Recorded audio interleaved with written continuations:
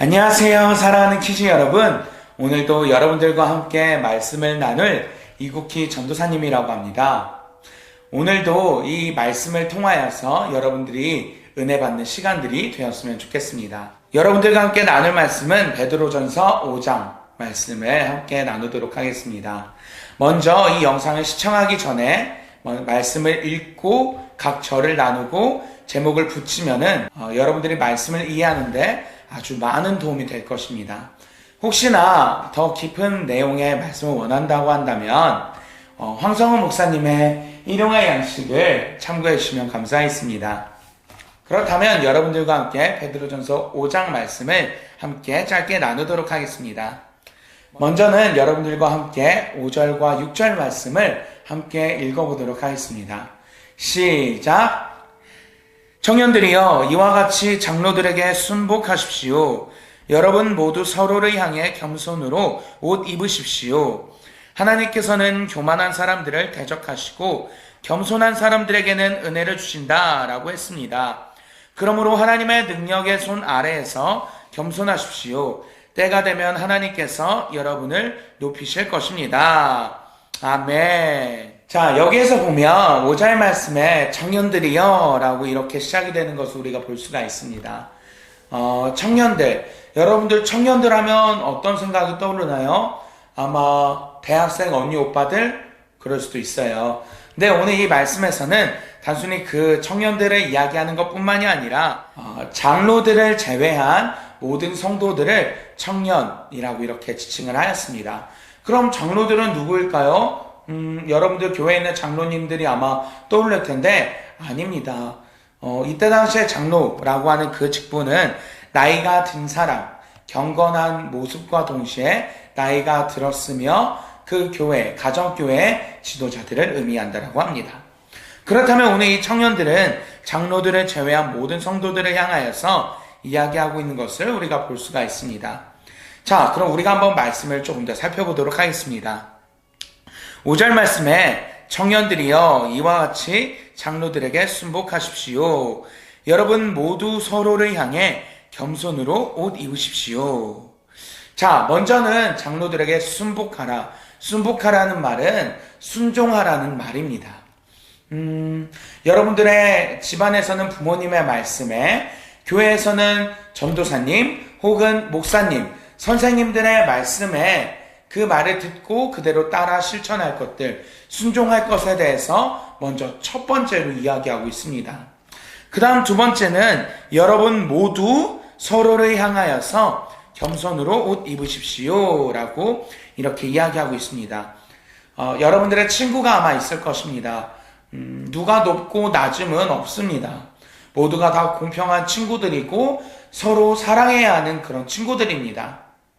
그런 친구들을 향하여서 겸손한 마음으로 함께 따뜻하게 그렇게 지낼 것에 대해서 이야기하고 있는데 그 다음 이어서 말씀에는 이렇게 쓰여져 있습니다.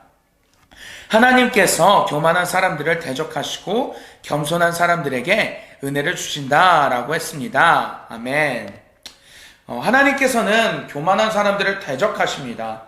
우리가 교만하다고 한다면 하나님께서는 기뻐하시지 않습니다. 하지만 말씀에서 보면 겸손한 사람들에게는 하나님의 은혜를 주신다라고 이렇게 쓰여져 있습니다. 여러분들이 겸손함으로 친구들에게 대하고 따뜻한 마음으로 친구들에게 대할 때 하나님께서는 여러분들에게 은혜를 부어주실 것입니다. 그 다음 6절 말씀에서는 이렇게 쓰여져 있습니다.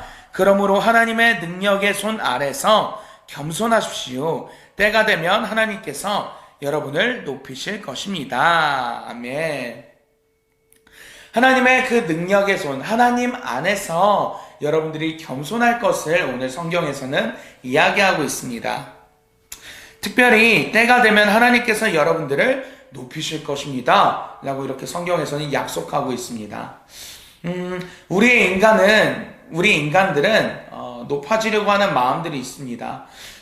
내가 이 친구한테 무시를 받는다라고 한다면은 굉장히 기분이 나쁩니다. 여러분들은 어떠신가요? 맞아요. 우리가 무시를 당하거나 때로는 누군가 나를 업신여기고 나를 밟고 올라서려고 하고 나를 무시하는 말을 한다라고 한다면 그것만큼 기분이 나쁜 것이 없습니다. 하지만 성경에서는 이렇게 말하고 있습니다. 우리가 하나님의 능력의 손 아래에서 겸손할 때 하나님께서는 우리를 높여주실 것이다 라고 이렇게 말을 하고 있는데, 우리가 정말로 겸손한 가운데 나아갈 때 하나님께서 반대로 우리를 높여주신다라는 것을 기억하는 여러분들이 되었으면 좋겠습니다. 여러분들이 높아지려고 하는 것이 아니라 하나님께 겸손함으로 나아갈 때 하나님께서 여러분들을 높이시는 분이심을 기억하는 여러분들이 되었으면 좋겠습니다. 8절에서는 정신을 차리고 깨어있으라 라고 이야기를 하고 있고요. 그 다음 9절 말씀에서는 믿음 안에 굳게 서서 마귀를 대적하라 라고 이렇게 쓰여져 있습니다. 우리가 왜 정신을 차리고 깨어있어야 하는가? 바로 우리의 원수 마귀, 마귀는 우는 사자들과 같이 두루 삼킬 자를 이렇게 찾고 있다라는 것입니다.